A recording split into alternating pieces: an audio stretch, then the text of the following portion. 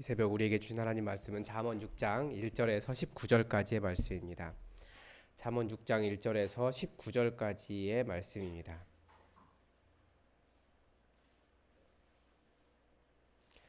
우리 하나님의 말씀을 다 함께 읽겠습니다.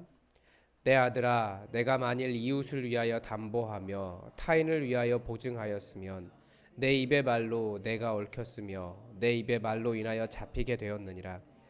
내 아들아, 내가 내 이웃의 손에 빠졌은즉 이같이 하라. 너는 곧 가서 겸손히 내 이웃에게 간구하여 스스로 구원하되 내 눈을 잠들게 하지 말며 눈꺼풀을 감기게 하지 말고 노루가 사냥꾼의 손에서 벗어나는 것 같이 새가 그물 찌는 자의 손에서 벗어나는 것 같이 스스로 구원하라.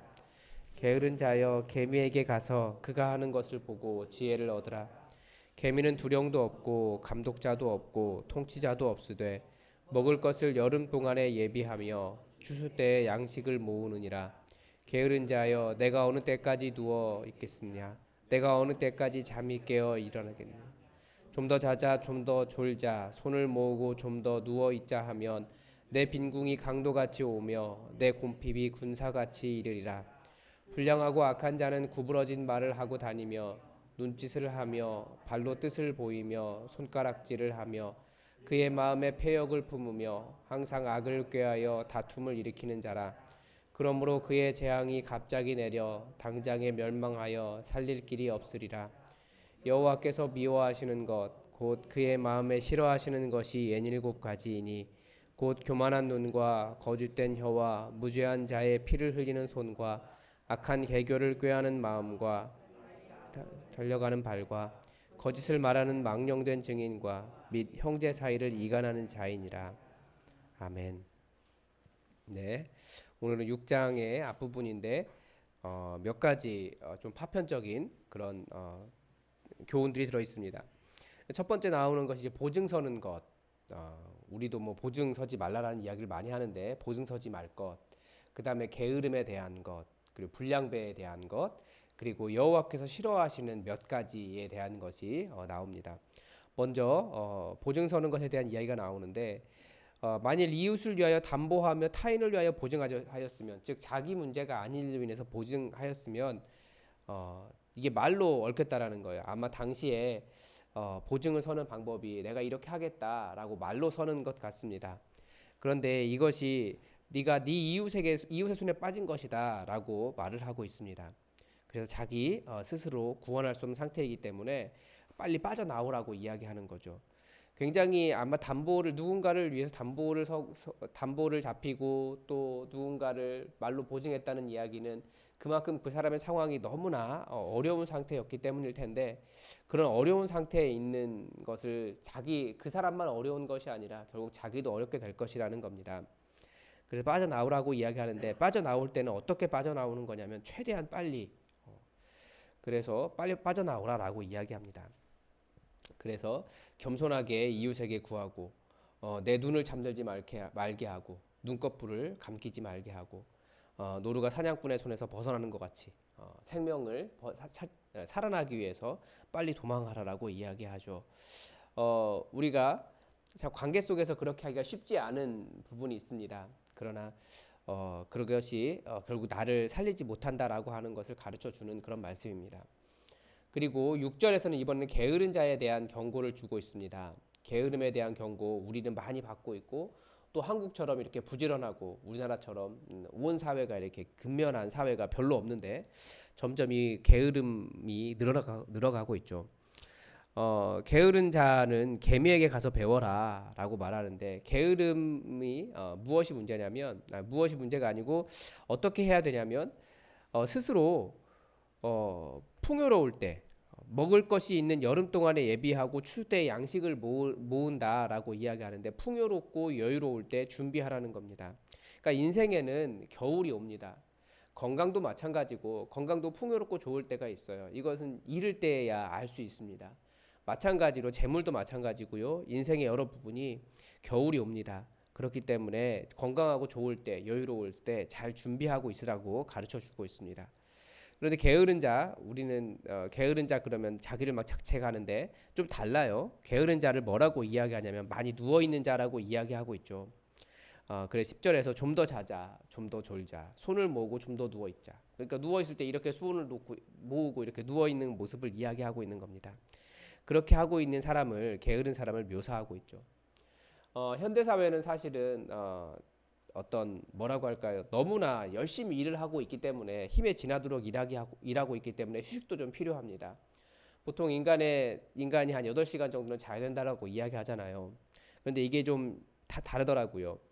뭐 신생아는 한 17시간 정도 자야지 건강한 거고 뭐 점점 더 시간이 줄어듭니다. 그래서 어릴 때는 한 15시간, 유아기에는 한 14시간, 11시간에서 14시간, 뭐 3세에서 5세는 뭐 13시간 뭐 이러더라고요. 그러니까 초등학생, 뭐 청소년기는 8시간에서 10시간을 자야 됩니다.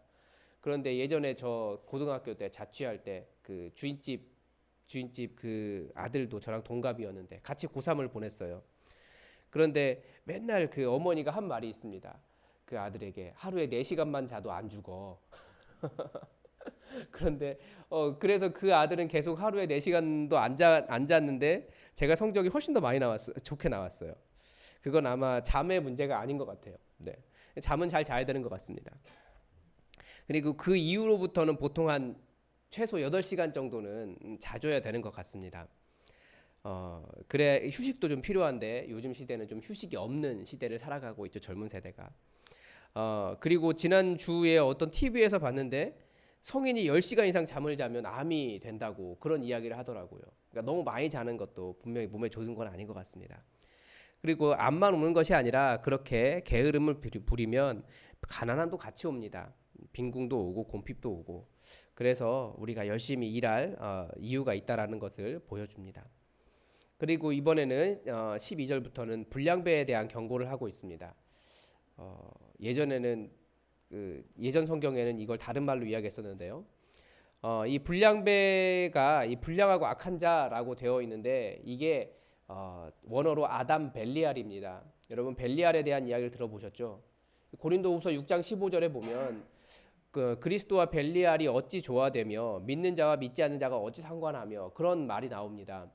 거기서 나오는 벨리알입니다. 이거 인터넷을 찾아보면 벨리알에 대해서 어떤 사람들이 뭐 그 중간기 문헌에 뭐 위경에 나오는 것이다, 외경에 나오는 것이다 그런 이야기하는데 원래 히브리어로 악한 자라는 그 우리말로 하면 깡패 이런 식의 의미가 이 벨리알이라고 하는 단어입니다. 그래서 신명기에도 나오고 몇 번 나오는 단어입니다. 불량하고 악한 자라고 표현을 하고 있죠. 벨리알입니다. 그 특징이 뭡니까? 눈짓을 하고 발로 뜻을 보이고 그 손가락질하며 그 마음에 패역을 품으며 항상 악을 꾀어 다툼을 일으키는 자다라고 이야기하고 있죠. 그래서 이 반대의 의미가 뭡니까? 반대의 의미가 하나님의 자녀예요. 왜 그렇습니까? 예수님께서 하나님의 자녀를 어떤 사람이 하나님의 아들이라라고 불릴 것이다라고 말씀하셨냐면 화평하게 하는 자라고 말씀하셨습니다. 그러니까 피스메이커죠. 그래서 뭐 미국 같은 경우에는 피스메이커를 어떤 그 강력한 무기에 이름을 붙이고 그러는데 그게 아니고 화평하게 하는 자, 평화를 만드는 자, 온유한 자. 그러니까 이렇게 어떤 뭐라고 말할 수 있습니까?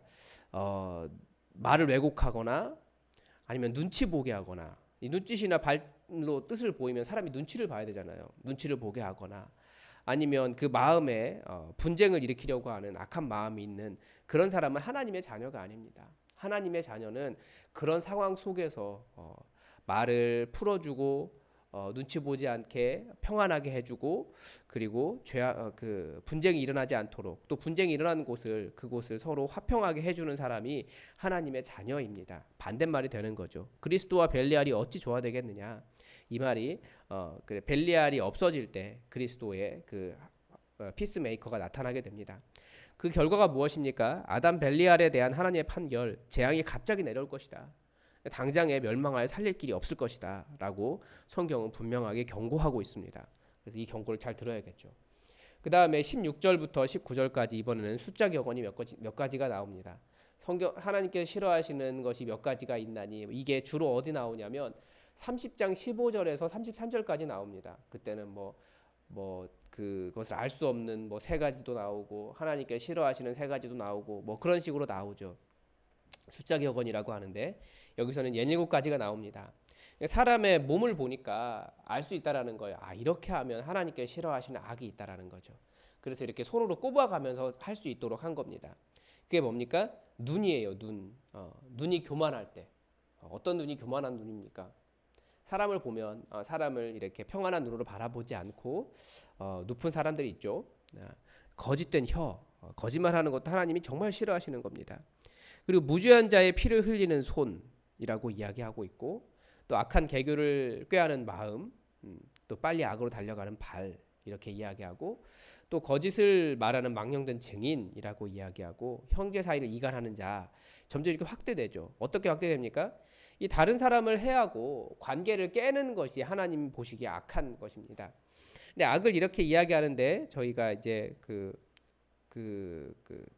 풍성한 삶으로의 초대에서 우리 권사님들과 공부할 때 죄가 무엇인지 악이 무엇인지 그 근본을 보았습니다. 우리는 나타나는 그것을 악이라고 이야기하지만 더 깊이 사람의 뿌리 안에 자기의 중심성, 그것이 죄라고 하는 것을 우리가 이미 여러 번 배웠습니다.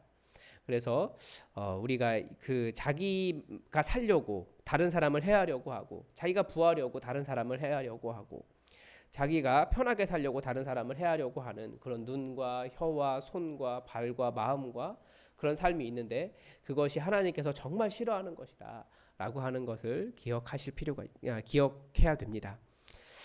그래서 오늘에서는 오늘 여러 가지 많은 교훈들이 한 4가지 정도 나왔는데 우리가 잘 기억해야 될 것 같고요.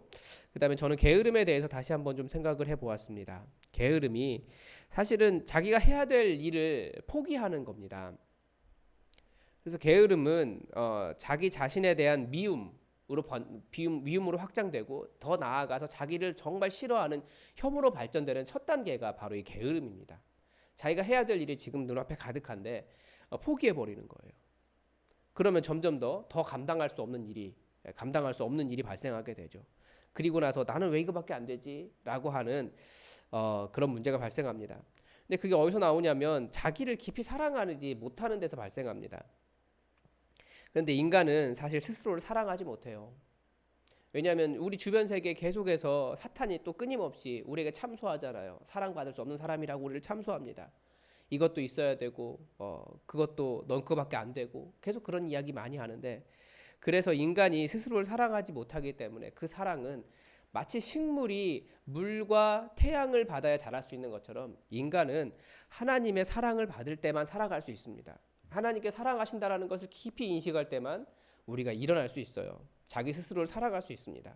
그래서 나를 사랑하시는 하나님의 사랑을 알 때야 자신에 대한 사랑도 시작한다는 것을 여러분 기억하시고, 사탄이 끊임없이 참소해요. 그리고 주변 사람들도 사실은 자기 스스로를 사랑하지 못하는 사람들이 얼마나 우리를 또 사랑해 주겠습니까? 잘 사랑하지 못해요. 그래서 우리는 끊임없이 하나님의 사랑에 더욱더 매달리고, 하나님께서 뭐라고 말씀하시는지 그 하나님의 음성에 귀 기울이며, 그 사랑의 그 하나님, 우리를 사랑하신다는 하나님의 사랑이 한순간도 끊어지지 않는 것을 우리가 온전하게 마음속으로 인식할 때 우리가 사랑할 수 있습니다. 그리고 나를 사랑할 수 있고, 또 반대로 그 사랑이 다른 사람을 사랑하는 데까지 이어갈 수 있습니다. 그래서 하나님의 사랑을 깊이 기억하시기 바랍니다. 오늘도 같이 묵상하시겠습니다. 계속 말씀드리지만 하나님께서 나를 사랑하신다라고 하는 말을 그 마음을 잊지 마십시오. 어떤 말을 들었든지 하나님께서는 여러분을 정말 사랑하십니다. 어떤 상황에 있든지 하나님께서 여러분을 정말 사랑하십니다. 그리고 성경에서 하는 말씀을 들으십시오. 여호와 하나님의 하나님 되심을 그 안에서 발견하시고, 또 그 발견하신 하나님을 그리고 나서 여러분의 삶의 구체적인 현장에 적용하시기 바랍니다. 다 함께 기도하겠습니다.